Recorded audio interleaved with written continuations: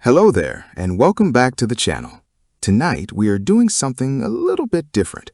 We're diving into the world of true horror experiences, the kind of stories that aren't just campfire myths, but actual events that left real people shaken to their core. I've curated a few accounts that were shared with me recently, and honestly, they gave me chills just reading them. We're going to walk through these chronologically, starting with the subtle things that often go unnoticed until it's too late.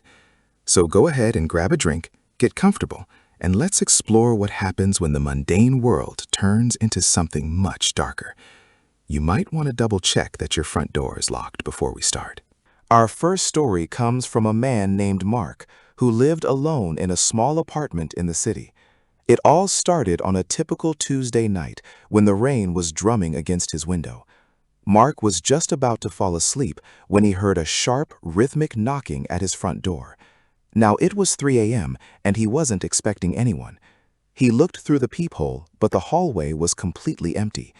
Thinking it was just a prank or a neighbor, he went back to bed. But as soon as his head hit the pillow, the knocking started again. This time, it wasn't coming from the door, but from the wall directly behind his headboard, a wall that led to nothing but the exterior of the building, 3 stories up. Mark tried to ignore it, telling himself it was just the pipes or the wind playing tricks on him. But the knocking became more persistent, turning into a scraping sound, like fingernails dragging across brick. He eventually summoned the courage to turn on his bedside lamp, and that's when he saw it, a faint, wet handprint on the inside of his window pane. He lived on the 3rd floor, and there was no balcony. He sat there frozen, watching as the moisture from the handprint slowly began to evaporate. He didn't sleep for the rest of the night, and the next morning, he found strange, muddy footprints leading from his window all the way to his closet door. The closet he hadn't opened since he moved in. When he finally opened that closet, it was empty, but the air inside was freezing, much colder than the rest of the room. Mark moved out that following weekend, losing his security deposit just to get away. It makes you wonder, doesn't it? Sometimes we think we're safe because we're up high or locked in, but something out there doesn't care about our walls. This is just the beginning of our journey tonight.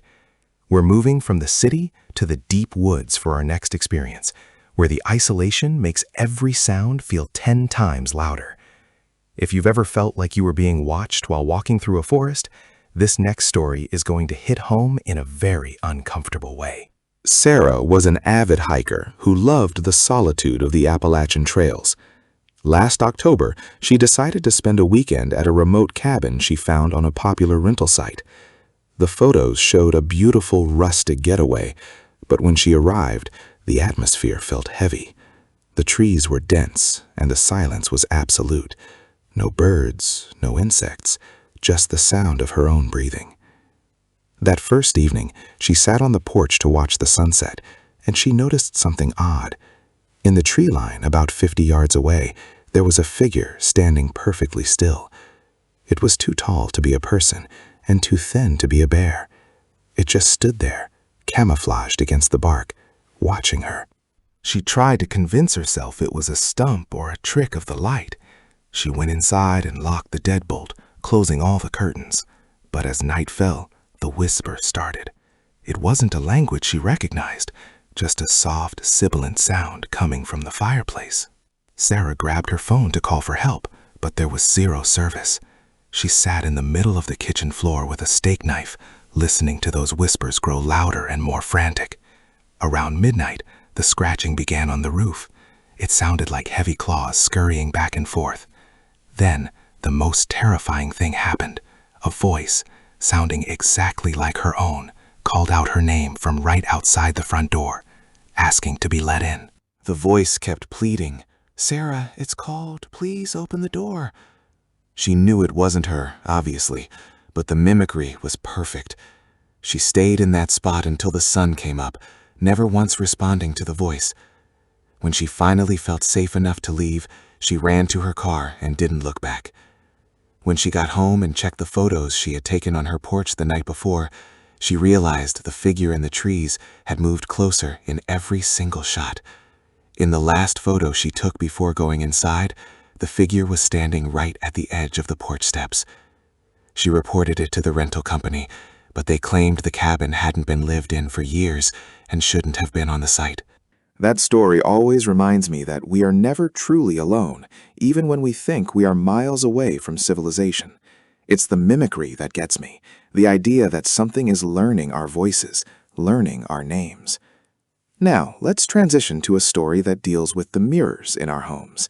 We all use them every day without a second thought, but for some, the reflection doesn't always follow the rules of physics.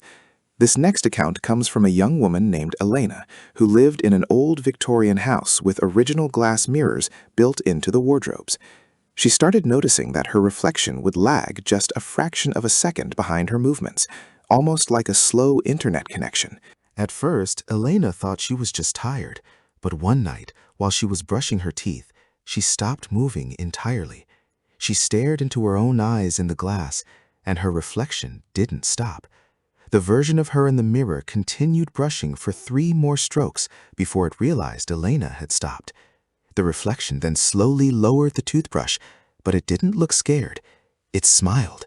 It was a wide, unnatural grin that stretched further than Elena's face was capable of. Elena dropped her toothbrush and backed out of the bathroom, and she said she could hear the faint sound of laughter coming from behind the glass. She covered every mirror in that house with sheets that very night. She spent the next week living in a house full of draped furniture, feeling like she was being watched from every corner. One day, she found a small tear in the sheet covering the hallway mirror. When she peered through it, she didn't see the hallway behind her. She saw a dark, twisted version of her own living room and herself, or the thing that looked like her, standing in the middle of it, staring back at the hole in the sheet. She sold the house shortly after. These stories show us that horror isn't always about monsters under the bed. Sometimes it's the very things we rely on, like our own reflections or our own voices, that turn against us. It's a sobering thought, isn't it? As we wrap up our chronological journey through these true experiences, I want you to think about the common thread here. In every case, there was a moment where the person realized something was wrong, but they tried to rationalize it. We all do that. We tell ourselves it's the wind, or a shadow, or our imagination. But sometimes, that gut feeling, that prickle on the back of your neck, is the most honest thing you have. Fear is a gift that alerts us to danger. So if you ever feel like something is off, don't wait to find out why. Just trust your instincts. I hope these stories have given you a bit of a thrill tonight, but more importantly, I hope they remind you to stay aware of your surroundings. Thank you so much for spending this time with me. If you have had a true horror experience of your own, please share it in the comments below. I read all of them and might even feature yours in a future video. It's stories like these that keep our community growing and keep us all a little more alert at night. If you enjoyed this deep dive into the unexplained, don't forget to like and subscribe for more updates. It really helps the channel out and ensures you won't miss our next chilling episode. Until next time, keep the lights on, stay safe, and try to get some sleep, if you can. Good night, everyone.